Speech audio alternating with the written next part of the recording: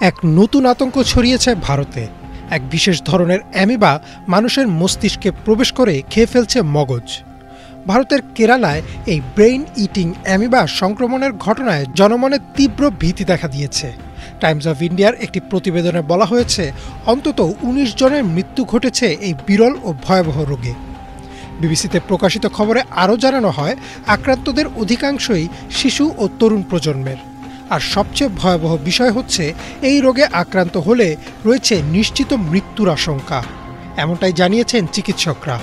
তাহলে কি বিশ্ব আবারও যাচ্ছে আরও একটি মহামারীর দিকে?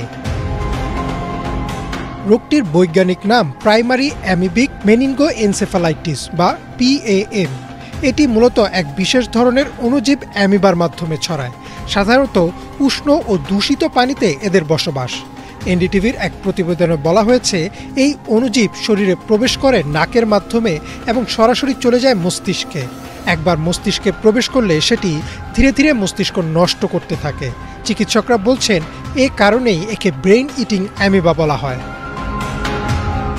ক্লিভল্যান্ড ক্লিনিকের তথ্য অনুযায়ী এই রোগের প্রাথমিক লক্ষণ সাধারণ সর্দি জ্বর বা মেনিনজাইটিসের মতো।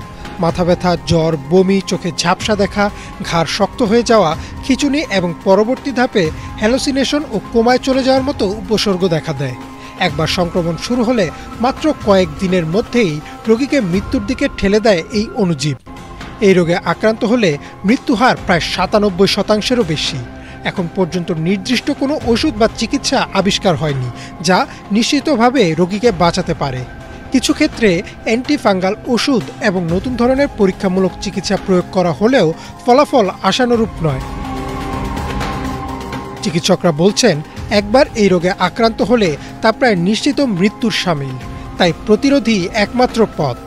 কেরালার স্বাস্থ্য কর্তৃপক্ষ পরামর্শ দিয়েছে, নদী, লেক, পুকুর, অপরিষ্কার সুইমিং পুল বা উষ্ণ পানিতে অযথা সাঁতার না কাটতে এবং বিশেষ করে শিশুদের এসব থেকে বিরত রাখতে।